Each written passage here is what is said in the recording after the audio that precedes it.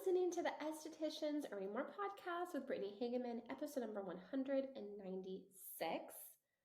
Welcome back. Happy Monday. I'm so sorry I have not had a podcast the last 2 weeks. I have been fully booked with clients and it's been really busy. So I do what I recommend to my clients, which is when things are really busy with clients, focus on your clients, and then when you have a little time to get back to other things in your business, then do that. So that has been what's been going on. But today's episode I actually recorded in March, I believe, with an incredible esthetician. I love this conversation so much. If you need inspiration, if you want some really good business advice and strategy, this is the episode for you. I am speaking with Melissa Miles, the co-founder and licensed esthetician at the Skin Distillery, a skincare and sauna studio located in Minneapolis, Minnesota. She specializes in acne, bridal, and pro-aging skincare treatments. And she is so smart and has such a great business style in the way that she approaches her business. She is a co-owner and founder, as I mentioned just now in her bio, and she will explain that in today's episode. So a definitely different way of owning an esthetician business, but it's so great for her and it works really well for her as well. I hope you love today's episode. I will be back next week because I'm recording some more podcasts this week. So I will see you then. Have a fantastic week. Welcome, Melissa, to the Estheticians Earning More podcast. I'm so excited to chat with you today. First, tell us a little bit about yourself. Okay, my name is Melissa Miles. I am one of the co-founders and licensed estheticians of the Skin Distillery. We are a skincare and sauna studio located in Minneapolis, Minnesota. We're actually in Minnetonka, which is about 20 minutes outside of Minneapolis. So if you're familiar with the area, we're like just outside of the city center. We specialize in working with pro-aging, acne clients, brides-to-be, and getting them like their skin ready, but also building confidence. We're kind of like a full-service skincare studio in the sense that we like to provide relaxing, but yet results-driven facials. I love that. And you work with somebody else, right? Yes. So my better half, I'm solo today, which feels weird. I feel like we're a crutch on one another. Emily is my business partner. We've known each other for over a decade now. We met back in 2014, freelancing at Sephora as makeup artists. And we just at first started as acquaintances, would walk on breaks in the mall, like talking about our dreams and goals. And that transcended into like helping each other and assisting each other on wedding makeup and commercial makeup gigs. And then in 2018, I was like, I'm going back to school for my esthetician license because I'm seeing such a need for my current clients needing help with their skin. I want to open up a skincare studio. You should do it too. And I signed up for school like 3 months before. And of course, Emily signed up like a week before school started. And we graduated and opened up the Skin Distillery 5 years ago. So we are work wives, business partners, friends. We've been together for a long time in a very solid relationship. Yeah. It's really wonderful. And it's really wonderful to see because usually we see just like the one business owner that they hire people. And so we can definitely get into that more about your relationship. And for the listener, I was on your podcast, your guys' podcast. Yes. Was it 2 years ago or 3? Probably 2 years ago. Okay, 2 years ago. I was still living in California at the time. Yeah, I saw like the new for today's booking. I was like, she's obviously not in California anymore. Yeah, I moved to Georgia a little over 2 years ago, like May 2 years ago. So I think I was on your podcast like February 2023. Yes. That makes sense. And then, yeah, so that's how I met you guys. And I was like, wanted to have you guys both individually so I could hear your whole stories. So I know if I had you both, we'd be here for like 3 hours. We would. Nothing's wrong with that. That's hard to listen to for the listener.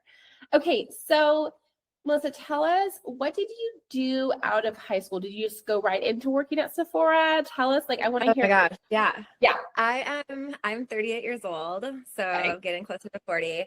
I actually went to college. I went for business administration, communications. I graduated in 2009. The recession had just happened. It was not a great time to graduate. It was kind of like horrible. And I remember my first job, I kind of had to make a sacrifice. I ended up taking a 100% commission job. I was an account executive. And what that job taught me was, one, I was really good at sales, but two, I didn't love what I was doing. So I didn't feel fulfilled by what I was selling in the end. And I had done that for 5 years. And Yeah. I had saw myself my first year make $17,000 to my last year making $80,000. And, like that was like, okay, well, I can make these people money and I can kind of, there was no ever a cap. So I think that was like a weird thing to have, not the norm. Mm-hmm. And so with that being said, I wasn't like fulfilled in what I was doing. And I was kind of in like a really low place.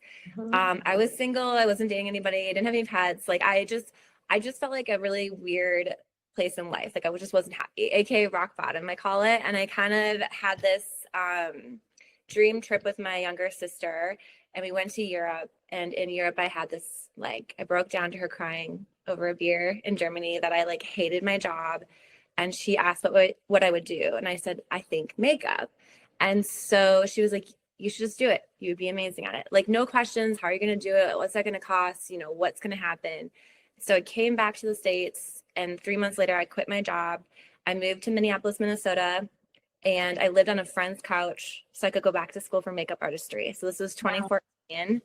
And it was hard too, because I think I was 27 at the time. And I feel like that's when a lot of your friends too are starting to like do well at their job and are starting to make money and getting married. And I felt like I was the one that was like the loser. Like, okay, I'm just going to quit everything I've created to just start all over again. And I hustled, and really the whole first year I like barely made any money, but it wasn't about making money. It was just like finding a passion. And I was so much happier. And so through that, I grew a really successful makeup artistry business. I was full-time doing freelance wedding makeup and commercial makeup. And again, I think it's the Aquarius in me. I get bored. So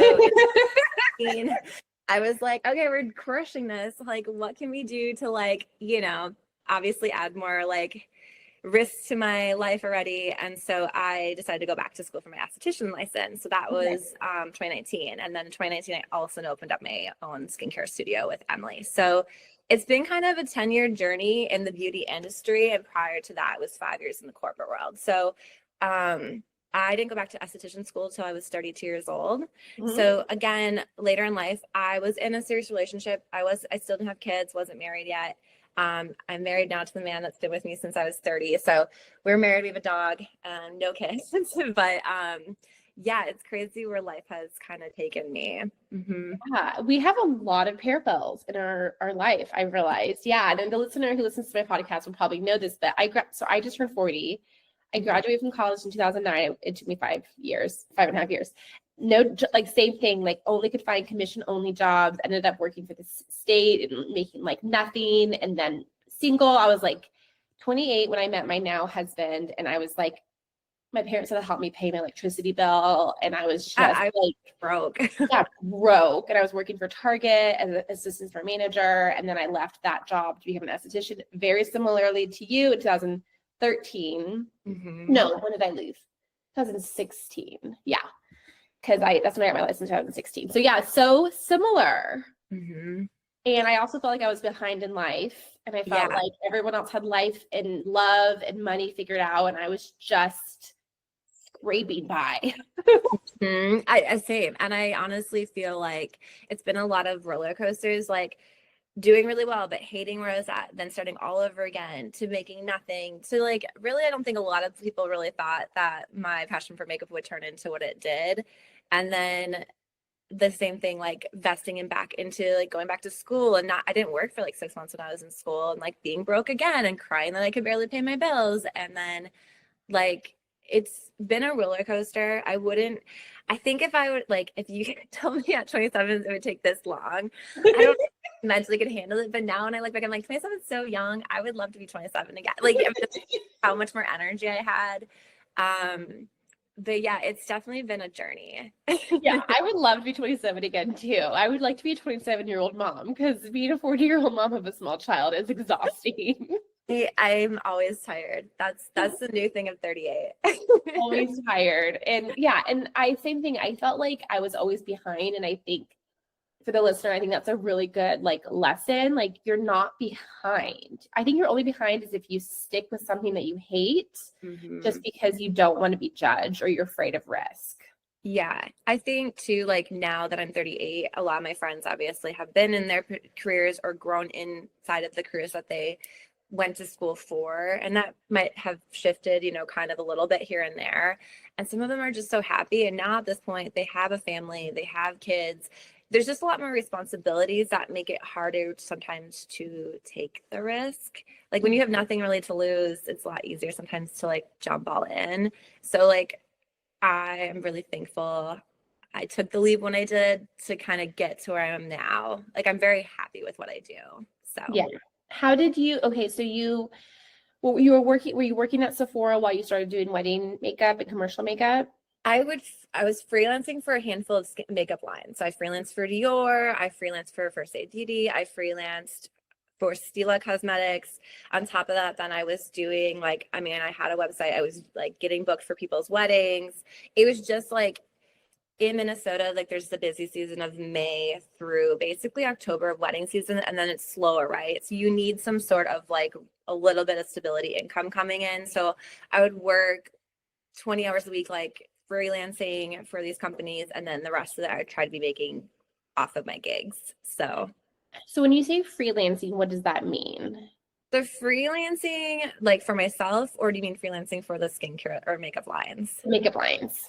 So I don't know if they do it as much as they used to. It's changed. The industry has changed so much from 2014 to now. Like online, like people still went to the store and got their makeup and sat down and did these consults, and people still do, but it's so different. Like I saw the big shift of that even going into like 2016 and 2017. Like less people were buying in store. They were watching more influencers on the YouTubes and videos and purchasing directly from sites. So like I feel like there's a lot less freelancers, but back in the day, it was really popular for makeup lines to have people go into like an Ulta or Sephora. And obviously, like I'm the person representing Stila Cosmetics that day inside of Sephora. I don't work for Sephora, but I work for the makeup line. And Okay. I obviously, doing full makeup applications on them, trying to sell the products, educating them, helping them. Yeah. Okay. And so would you get paid I'd commission get as paid. well? No, that was just hourly pay Okay. from the company line. So it's just like contract work basically. You're like submitting your hours and they're sending you a check. And then so the sales just go to Sephora and you just get paid Yes. hourly. So like you have your goals, like if you're working in store, let's say you're supposed to be trying to sell $200 an hour of makeup, right? Okay. Like you have to pay for yourself, like in their eyes. Okay. Okay. So like Sephora keep you around. Yeah. Mm-hmm. Got it. Okay. And how did you like that? How did you like freelancing? I didn't love it, but Yeah. one thing that was great about it was I was like, when you're new at like anything, hours are what build your skill and confidence. What was great about that job was it was allowing me to do applications of makeup on a lot of different skin tones and types of skin. So it allowed me to become a better makeup artist. And it also allowed me to get to talk to the Sephora personnel and also other makeup artists from different lines about their lines. So it kind of made me more educated on the other lines. So I think it's a really great tool for any kind of new makeup artist. When you look at big picture, what I could make hourly doing an actual makeup application a lot more, but you have to start somewhere. Like, so you have to build your skill, your expertise, get more confident. So it was, I think, a really good learning curve.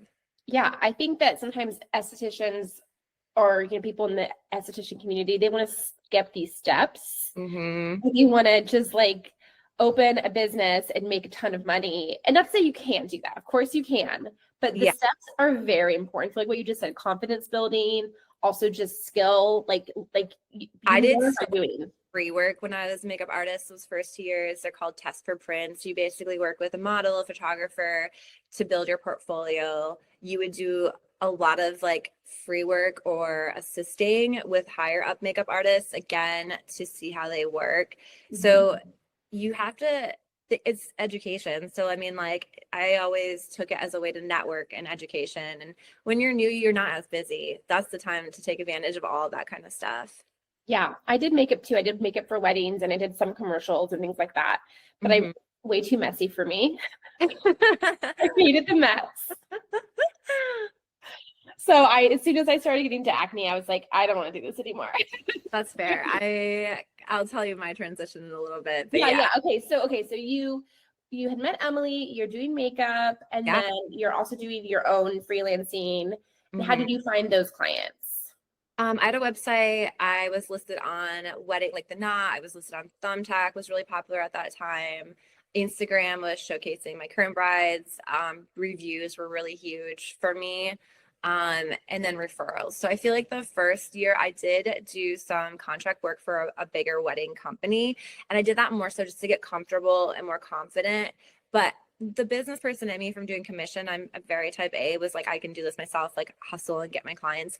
The first year, like anything, it's like you're never going to get your dream clients. They're usually probably the worst clients you're ever going to get because you're new. You really don't have this like trust behind you. Your rates are cheaper, so you're not necessarily attracting the most ideal clients, but you have to, like, you do have to start that way. Like, it makes you stronger, it makes you better. And so after that first year, then I started getting more referrals. I had a portfolio to showcase my like wedding experience. And yeah, so people book me through my website, referrals, and a lot of those like outside third party kind of booking systems. Hmm.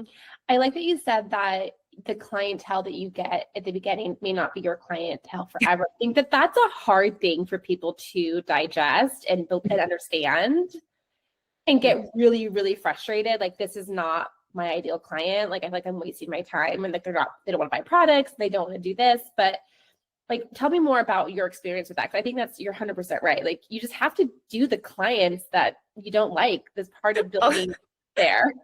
I think thankfully for my commission sales job for 5 years in the corporate world, I started with like the lowest, the cheapest clients. Like I was like, like, I get commission off of their sales buying digital radio event marketing, right, through our company. And so it's like, and those clients that spend like $400, which makes me literally $40, like they would be the most work. Like you have to like nonstop communication back and forth. And that really, I feel like trained me to be prepared for the makeup thing. Like I've already dealt with like the chaos of communication, which I think a lot of times when you're an artist or creative, that is usually not a strong fold.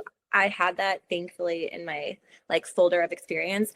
But my beginning clients, yeah, I mean, you have to just kind of, the communication was so much harder then because they don't know you. You don't have a portfolio to really show them. You're also new, so you're still kind of like not as confident.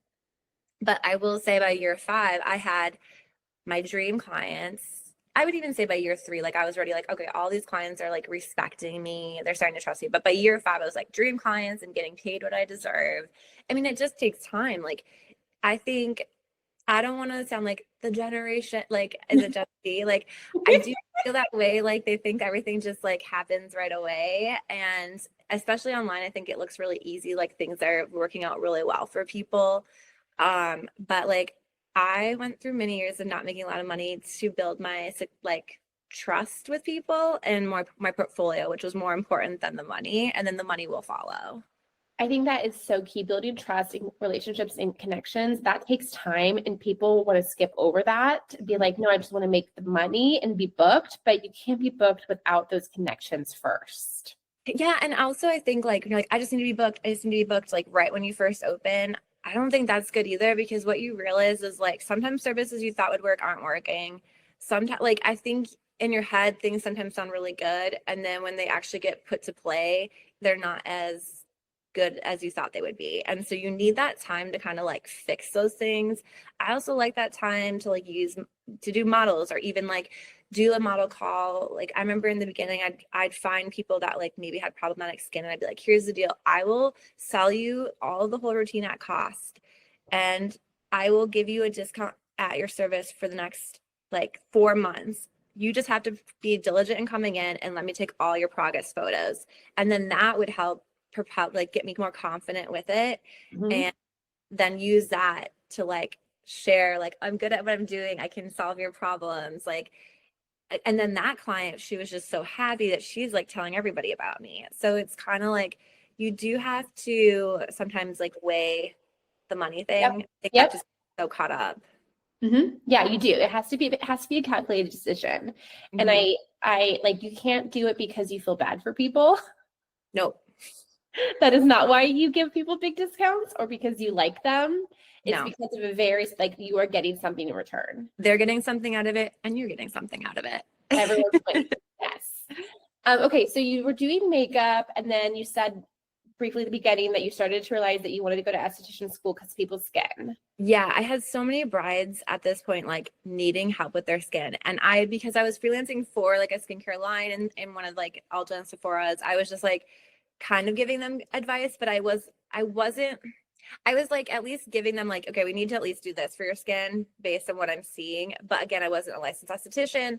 And I just was like at this point also getting sick of running around every Saturday, showing up with like your whole kit, setting it out, tearing it down, cleaning the whole kit. Like it's so exhausting. And I was just like, I want people to come to me. I'm sick of like coming to them. And I was like, I feel like the nice thing is I have a network of like brides. I have a network of commercial clients. So I can like tell them that I'm going back to esthetician school, tell them that they can come start seeing me. Like it kind of was like, okay, at least have warm leads. Mm-hmm. And so yeah, that's kind of why that I saw this huge need of so many of my brides having really bad skin. And then like, you do their makeup application. They're like, well, I can see texture. It's like, well, yeah, your skin is trash. Like I can only do so much. Like what the Yeah, problem is your skin. You know what I mean? You're not going to like the makeup if you don't like your skin. right. So that kind of was where it led to going back to school. Yeah, and I agree with the makeup. The getting there, setting up, like it was. I just hated that. Like I wanted them to come to me too. I was like, I just want to be set up and have you come to me, and then you leave and I can clean up. Do you also feel like at that point too, like I felt like every year was like a whole retraining all these new clients, like that they should trust me and like I'm new, but then like they'd peace out. I might see them again next year as like a bridesmaid, but like I had to rebuild relationships every year. And so I was also like, I want to just like have clients that see me monthly, bi-monthly. And I have clients that have been seeing me for 5 years, literally since I first opened, still to this day. And it's like so much more relaxing. I mean, we get a lot of new clients in, but it's like, it's nice to not have to like retell my story, try to like prove their trust. And so that's also been really huge. Yeah, the bridal business is brutal in that way because you basically have to have new clients every year. It's exhausting. I worked as a contractor for one of my friends who still has she does hair and makeup in San Yeah. Diego. And yeah, it is like the grind never ends. Talk about nonstop marketing and advertising. You don't, because all your clients, they're done from the most part unless they refer their friends when they get married the next year or something. But I also felt I was just getting older. I'm like, the brides are getting younger and I am getting older and I'm just feeling very like, nah. yeah, it starts to mess with your head a little bit. Yeah, a little bit.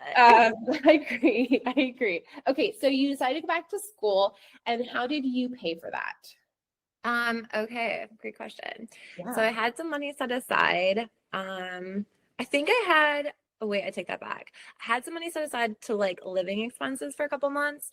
And I did take out like because I went to St. Paul College. They had a really good esthetician program at the time. The instructor is not there anymore. She was like the best in the world. But because it wasn't like it was more not like a public, but like a state, Yeah. like community college kind of thing, Yeah. that I got to like I took out a student loan for it Yeah. because why not? Let's Yeah. just add it to the tally of student loans. Yeah, I went to City College too, which was much cheaper as well. And yeah, the versus private, I would go that way 100%.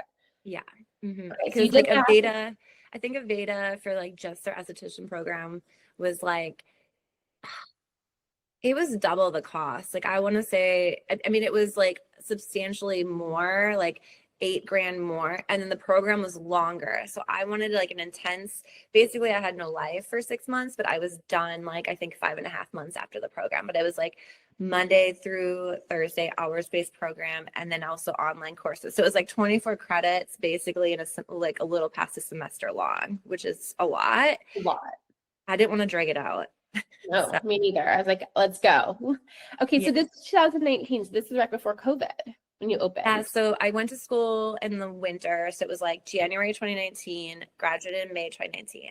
Okay. Emily and I were in school together, and it feels like almost like a dream now. But Yeah, we graduated and we already were starting to plan in April, like what we wanted to do, how we wanted to move forward.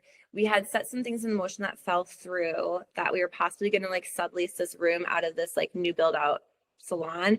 And I'm so thankful it fell through, because then a brand new Phoenix Salon Suites was being built. And so we got to look at the space while it was still completely under construction, and we're like, I think the fourth tenant to sign. So we got like a better room with like natural light, a window, which we could do makeup in, but also do facials in. And it was a low risk. So we opened up our studio in October of 2019. Okay. And we were open for 6 months, and then COVID happened. It literally, honestly, today is like 2020. I remember it was literally the weekend before St. Patrick's Day. And then we got the notification that we could not open. I remember Emily started crying. I was with her because we were on the call with one of our skincare reps because we were kind of learning what to do. And then it literally got like the email saying like everything shut down. So that was 5 years ago.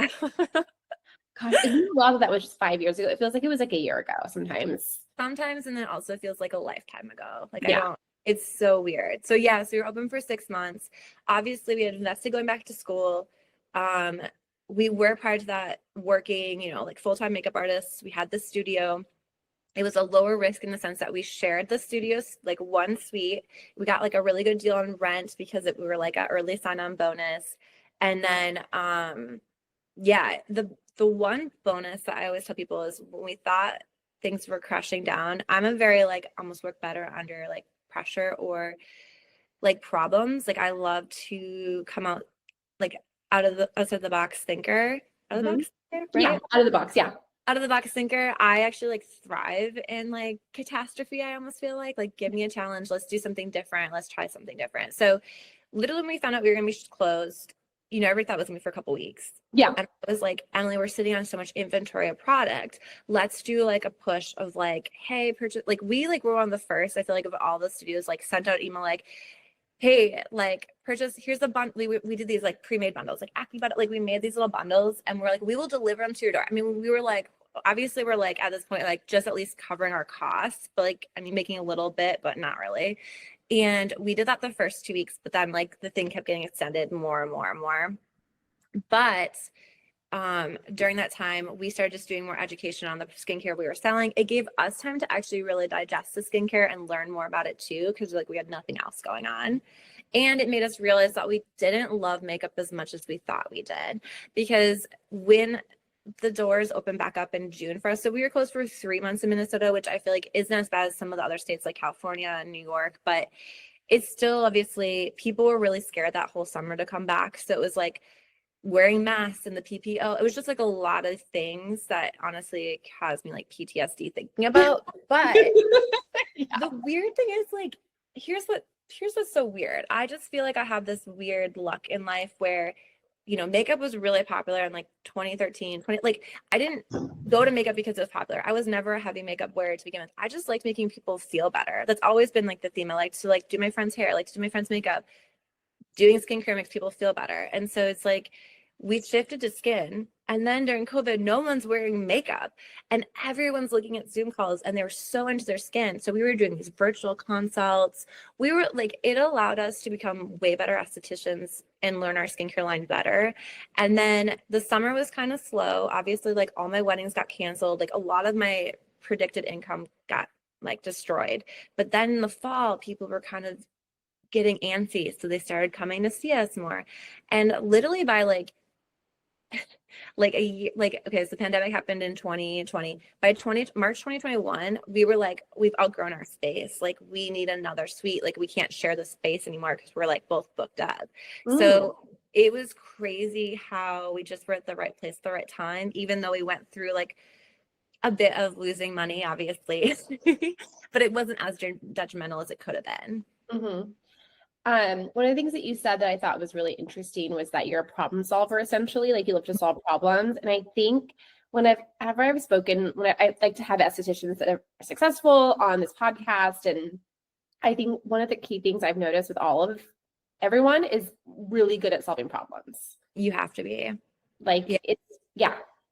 I mean, Like, every week is a problem. Every week is basically a fire you have to put out. It's just like trying to like mentally balance it a little bit. Like, oh, books were full, but a lot of people canceled for some reason. Now, like, what could we do to get people in? Or, hey, our retail's like not selling. Like, we need to be selling more retail. What can we do to push retail? Like, I think you always have to be in this constant battle. It's just trying to find a little bit of mental yeah, calm. because there, I mean, I'm sure you could attest to this that every stage of your business, even if you're making more money, you still have problems you have to figure out. Always, always. Like it doesn't get easy. Like I think that a lot of estheticians that are newer growing their business feel like once I make X amount of money and I'm fully booked, then life will be easy. But it's like that actually is a whole new level of hard. Yeah, and I used to sometimes think that way, like, oh, once I'm fully booked, but like I feel like once you put that on the universe, it's like the universe laughs at you and is like creates like a snowstorm or creates like a weird flu virus going around, or just like the economy, like presidential election always ruins bookings. Like every election year is like you're gonna have a decrease in income, like especially during that election time frame. So it's like you're always gonna be dealing with chaos. Mhm. You just have to get like one of the things I think you have to learn is just not to, yeah, like mentally go as high when things are good and low when things aren't working the way you want them to Yeah, work. You just kind of have to ride it and know that like you stick to what you know works and keep doing that because keep showing up. it will bounce back up. But if you like panic and go so low, then it's really hard to get back up and go again. And trust me, we've had ebbs and flows, and Emily can probably speak to it a little bit more. She's had more ebbs of like client cancellations and bookings than me. And it's just, her clients are just not as mine are really good about booking out. Her clients are a Mm-hmm. little more flaky. She has a little bit younger clients. And more brow clients. I have more facial older clients. They seem to be more like routine and like not as flaky. And it's just like finding that, like battleground. And so we have each other a lot of times, which I think a lot of solos don't, is every day Emily and I are voice noting each other, messaging each other, doing like if we don't see each other in the studio, we're talking like we were talking this morning at like 6 a.m. Like I have a person that I can chat to about work. My husband literally will listen to a little bit of it, but like he's just like, he doesn't like us talking about work stuff, which I love. So it kind of like allows us to have a relationship. Yeah. But I have this person I can vent to, and Emily has me to vent to. And I think that's also been extremely rare for most estheticians and really beneficial. Yeah, and it kind of sounds like because you were saying that you're type A and she's like more type B, and you have type A clients and she's type B clients. We attract what we put out. Yeah, yeah.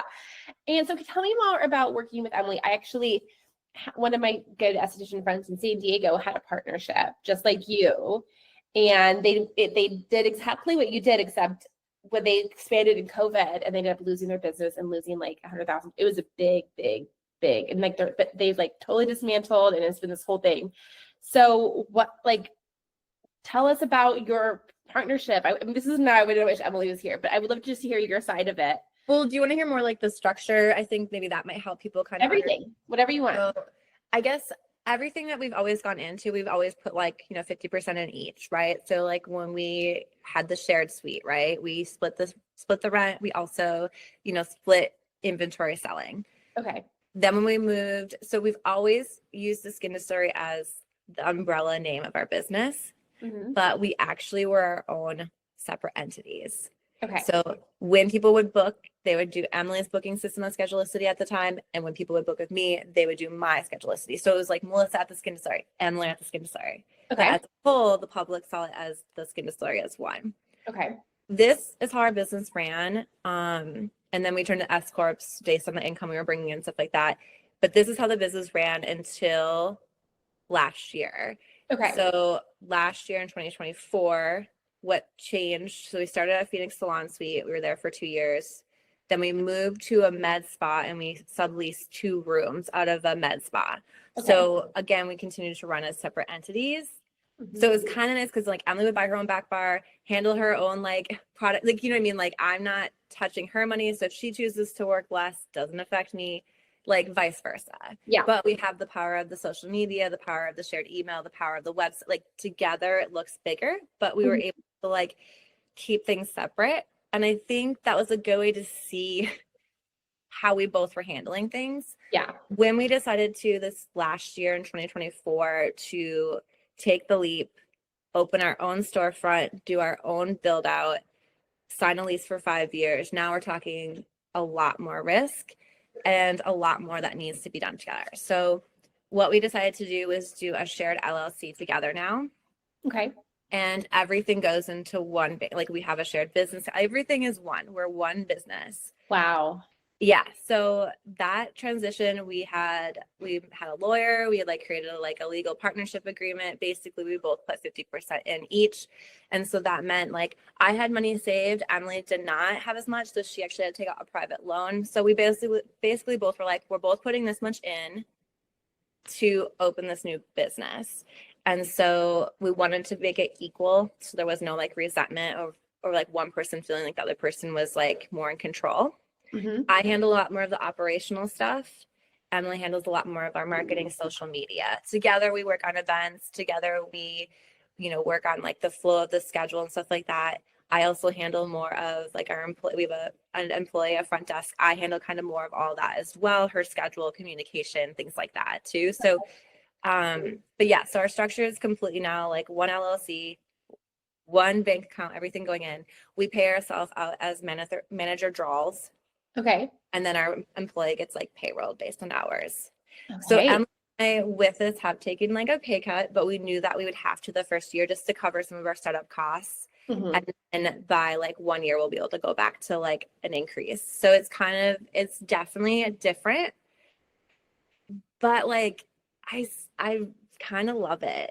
Like there's like pros and cons each day, right? Like I definitely probably made more money solo, but Mm-hmm. this is just temporary, and big picture will allow us to like help more people, serve more people, allow us to bring on 1 or 2 estheticians. We want a still really small clinic, but we just want to be able to like service more people, allow us to reduce some of our hours in studio so we're not working so many late nights. Mm-hmm.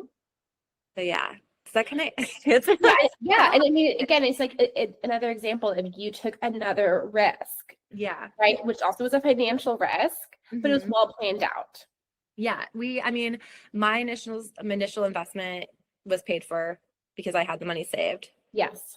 Emily does have a loan, but she Yeah. went with a private person that's giving her a better interest rate. So it's like it's working. Yep. And then our initial startup costs, we kind of had like some like interest-free credit cards for the first year, like X amount of dollars, like basically additional 50 grand that we put on like a shared business startup credit card will be paid off in 1 year. So it's like once that 1 year hits, like I feel like everything will rebalance.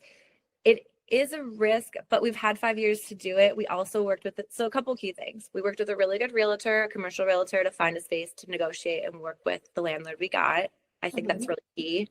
We started working with a CPA prior to all of this. And so she could see Emily's flow and my flow separately. And then she ran our budgets for us and said, like, this is what you'd be like, if these are all your costs, you'll be fine. If you can make this, what you're saying you can make. So we did set things into motion. And then we also legally had a contract created from a lawyer for a partnership agreement, just to like, if Emily passed away, like, what does that look like? If, something happened where she wants out, what does that look like? We just wanted to have some legal things in place.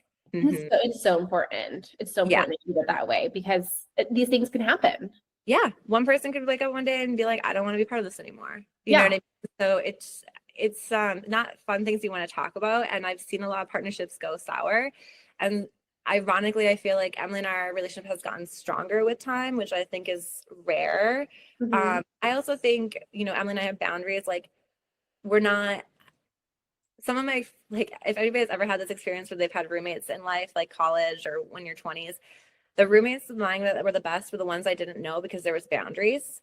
And the one that I thought would be the best roommate, who's my cousin, who's my best friend, who's basically a sister, we lived together in college, and I wanted to kill her because she was like a slob and wasn't respectful. And like, and all my other roommates I barely knew, it's like they would clean up after themselves because it's like you have boundaries. And so I think for Emily, our relationship is like very strong in that regard. We have boundaries and we're not hanging out 24/7. Like, we have other priorities. You have other friends. Work. Mm-hmm. Yeah, because I think if she was your best friend, your only friend, and your business partner, that's a lot to ask from one person. A lot. Yeah, it is a lot. We need to have different people in our lives for a reason. Exactly. And you guys seem to complement each other really well. And so when I met you, you guys are doing a podcast. Are you still doing a podcast? So we will be bringing it back when Okay. we paused last year. Basically when we knew that we were like literally around this time last year in March, we started looking at places. Okay. And then we were like back and forth in agreement in June last year about, or not June, end of May to get the place that we got. And we signed our contract when we went to Paris last year. We went to France for like a week for like just like we were like we deserve this. We went to France, went to Bordeaux, Champagne, and we signed our contract when we landed in Bordeaux. So oh my gosh, I'm like losing where I was going with this. Repeat again what you said. Podcast. Oh, so we paused on the podcast because obviously working full-time, doing the build out and hiring a new employee, new space, like we were just like mentally we can't. Like I was like there's only so much of you that can go around, and obviously top priority was the new space, and top priority is obviously clients come into our business, but we've been doing the podcast so much, and so we literally are like our goal is to come back in April. We'll probably do like 2 to 3 episodes a month, a little bit less than like every week, but we have so much to talk about. Yeah, you do. Yeah. Yeah, you do. You have so much, I mean, so much unique things that so many other estheticians don't experience, don't have knowledge about, and has been successful for you. Okay, so you also have a sauna now, is that what you said as well? Yeah. So when we decided to open our space, we were like, we want another option that's not maybe necessarily service driven, that needs a person. And I love infrareds. I love anything that's like gonna reduce stress and help your body. So we were really interested in adding, so we have 2 infrared sauna rooms, and they also have red light therapy with them. They're clear light saunas. They're like a 48-inch unit, and then they have a red light tower. And we thought it would be a great way for clients to enhance their facial experience prior to their appointments. So one, it allows us, we'll have those paid off in 1 year, and that will allow us, I mean, right now it allows us to have clients like add on to their service and create more of like a spa experience without like a full day spa experience, right? It's allowed us also to dive into clients that live in the area that want to just come in once or twice a week to sauna solo. So we have a lot that buy packages, and then they'll come sauna once a week just on its own. So that's been really beneficial. Our clients love it. I personally love it. I usually try to sauna twice a week also to help like my body like get through the long weeks that we have.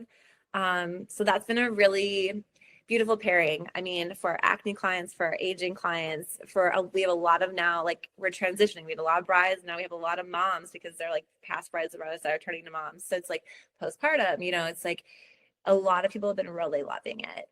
That's wonderful. Okay, so let's talk more about how you got clients when you first opened your business, both of you, or you specifically. I mean, I think the biggest thing is we were pulling from the warm leads that we had, because I was doing bridal makeup and I was doing commercial makeup. All of my brides I was working with, I was like, hey, by the way, we opened up a studio. Like, do you want to get some facials before your wedding? And that usually brought them in. So that was a big one. Google for us, we just like anybody that would come in, we're like, leave us a review. And that started kind of building our like organic reach. And then Instagram, obviously sharing before and afters and sharing the studio. When we first opened, we were like, we had so much more free time. I wish I had that much free time now, but we would do a lot more like, this is in 2019. I just feel like things have just gone so fast. Like phones were not as good then either. Like we were doing photo shoots. We were really big into making sure our brand and everything was like really on point to attract clients in.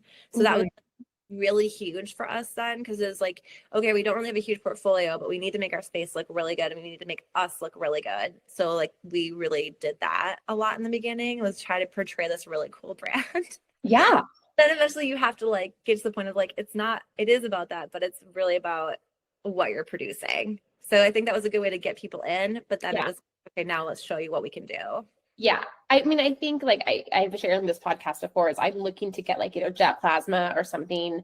I just turned 40. I feel like I need some more like advanced treatments.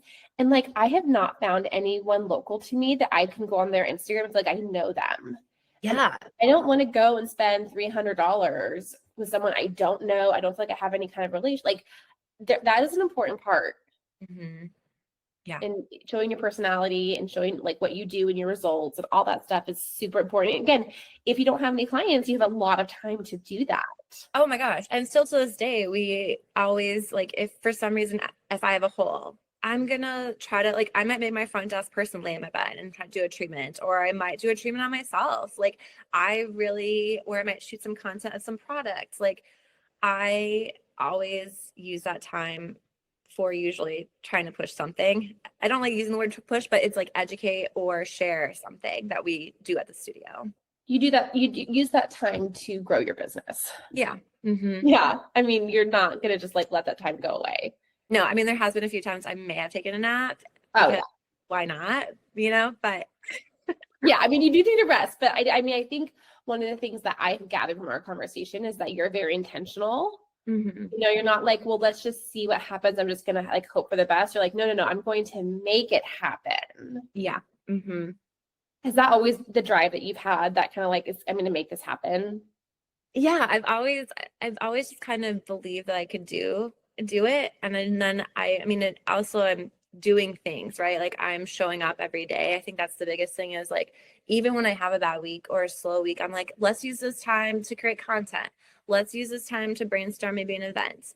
Let's think about a promotion we could do next month. Like I'm very like what can we do next? I also like I have always been, because of the sales job that I had right out of college, like very numbers driven. So like if you don't know your numbers, you don't know your business. And I will repeat that over and over again. Emily, I will let her speak her own story behind that. She has like definitely ebbed and flowed more. And it's because she hasn't always been good about knowing her numbers and knowing her business. And so before we actually agreed, like she wanted to like do a storefront like a year prior to what we originally did. And I didn't feel comfortable enough yet because I just said, I need you to prove to me that you're actually like holding yourself accountable on your numbers and being more just a little bit more organized, because I'm like, I don't want to go into business with somebody that's not organized. And she really stepped it up, and she got a financial advisor and a CPA. Like she took it and showed me that she could do it. Mm-hmm. And this year, like obviously I handle, like I send out weekly, like this is where our numbers are at. These were our goals for this month. This is where like I really lay out the numbers, because if you're not like, if you're missing by this much, or what could we do? Could this client add on a service to her current service? Or what does this client need does she need product refill? So I really look at our numbers every week, if not like twice a week. And then I run reports and share. So, yeah, I'm definitely a type A. Oh, yeah. I'm like, definitely, but you have to be like, you have to know your numbers, because some months it's like, okay, we did really good, but we had to spend more. So it's like not as good a profit. You know what I mean? So it's not always about making the biggest amount of money. It's about learning how to delegate your money to give you a better profit. 100%. One of the things I do with my one-on-one clients is I have a profit calculator, and I also like calculate how much retail back bar they spent and how much they've sold and how much they've spent, and make sure Yeah. that it actually is matching and they're not like buying more than they're selling. And that is the thing that I see a lot with people. Like they spent like $3,000 in January, and then they sold like 700, and then they spent like $2,000 in February. I'm like, what? You We're like, didn't why? sell enough to buy this much. Yeah. And then It's trust me, time. yeah. And buying retail is expensive. I mean, that is a big operating cost of ours, is like, but we need to. I mean, like, we're like, crap, we're all out of this already again. Like it's obviously selling. When we're selling Yeah. really good on retail, our percentage for retail, I think, is anywhere from 35 to 40% of our total sales. Like we do really well on retail. That's Mhm. great.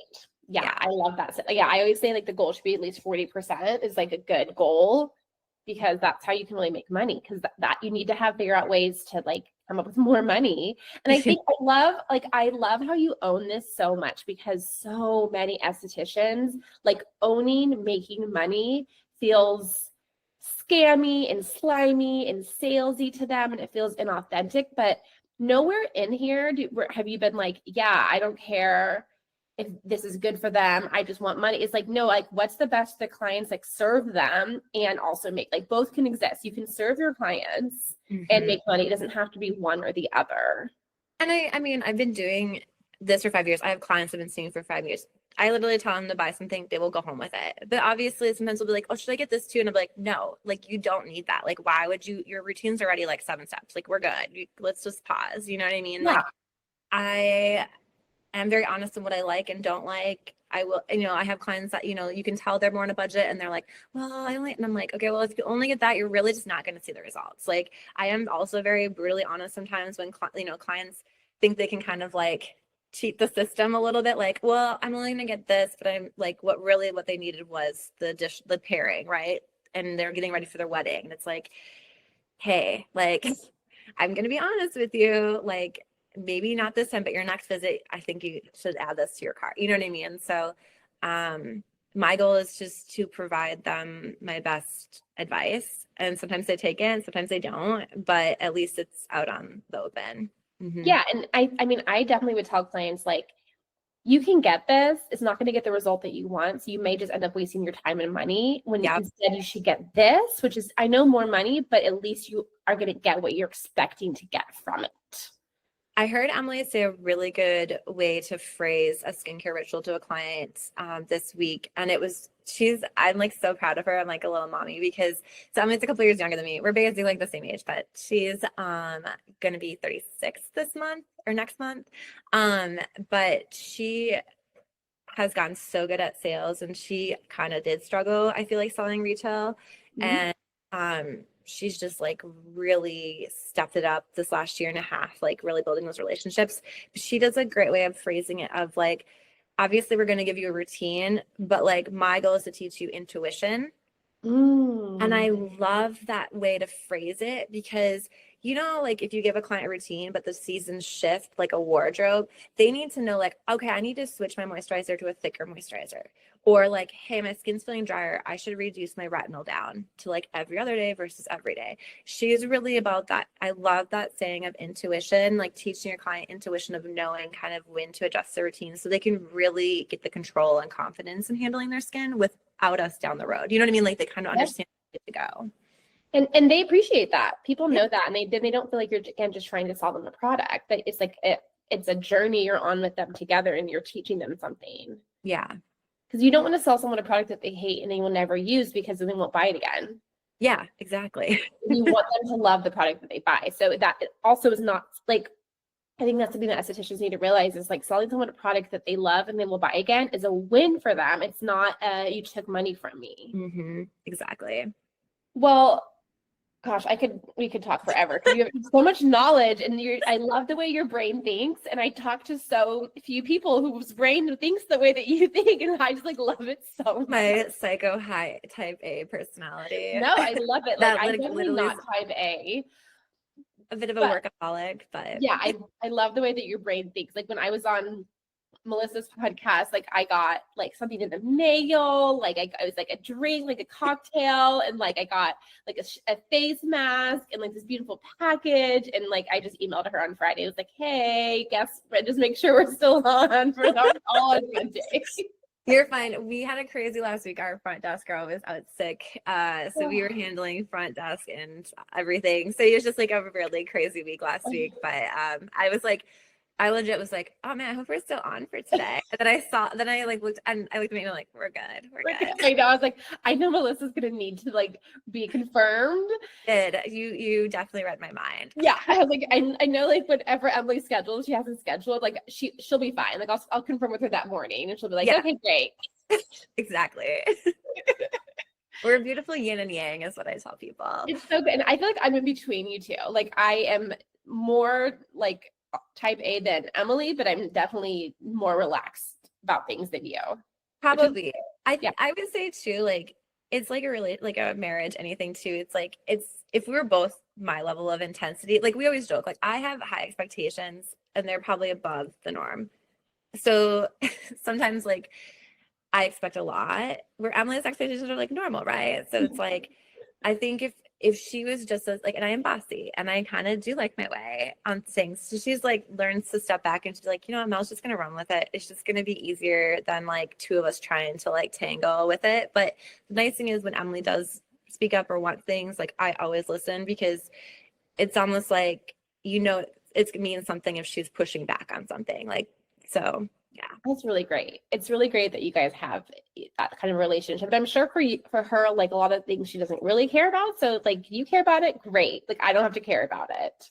Yeah, and she crushes our social media. Like I mean, I like doing social media, but like with our new roles and stuff, it's just kind of like learning to let go, right? Like Mhm. boom. One thing that's been really helpful for us is we use monday.com to organize all of our tasks, and it works great to like add things to our front desk person's like list for the day without having to feel like I'm telling her what to do.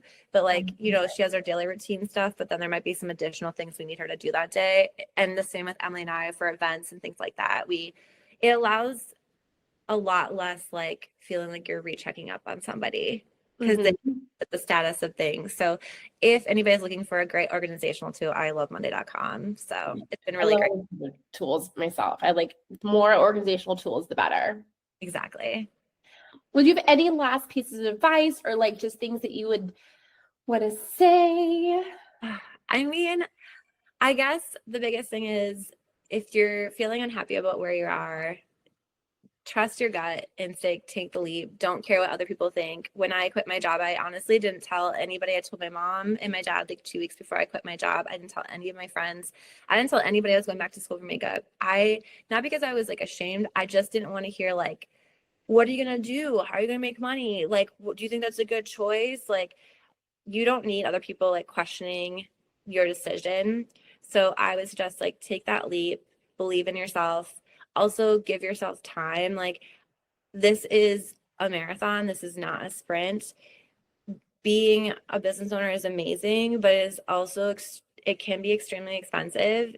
If you're doing this specifically just to make money, I would probably rethink your thought and be like, do I want to like you can make pretty good money working for another company or another esthetician like for a spa business if you're good at what you do, and you can just show up and do your job and leave. And so I always tell people, I'm like, there's a fine line when you open up your own solo space. Like, yep, it's gonna be hard. It's gonna be really hard. I think, you know, like you offer your services to help estheticians. I think educating yourself, maybe having a little bit of money saved aside before you take the leap. Doing like if you're a new esthetician, obviously Emily and I opened up a space right out of school, but we had 5 years experience working on people's faces doing makeup prior to that. So we were comfortable touching people's faces. We were comfortable working with people and running our own businesses prior. So yes, we may have not had like the spa experience, but we did have these like relationship experiences prior. So I just think take your time. Don't be hard on yourself if it takes longer than you thought. It's definitely a journey. You laugh at it in the end, but like Emily and I laugh at a lot of things. And a lot of times we thought things would go a certain way and they didn't, and they ended up going better or worse, but we've gotten through it. Yeah, So you have to pivot and problem solve. I mean, like I think what I take from this conversation, hearing your journey, is like your determination to make things work and figure it out is why you're successful today. It's not because it just like happened to you. it definitely did not happen. I mean, surround yourself with good people. Emily's obviously been, you know, my guiding light and our thing to keep us sane. My husband, I met him when I turned 30, and like kind of he was there when I shifted into esthetician life, and he's been a really supportive person as well. So I think surrounding yourself with people that are going to support you and be there for you during like rough times. Mhm. Because there are going to be rough times in your business. There's no such And thing. it for us, because I'll tell you what, we didn't work for 3 months, and I pulled up to work the first week back to work, and here's what happened. The bathroom backed up at our Phoenix salon suite, and there was shit everywhere. So we joked like literally shit hit the fan. We had to cancel all my appointments my first day back after COVID.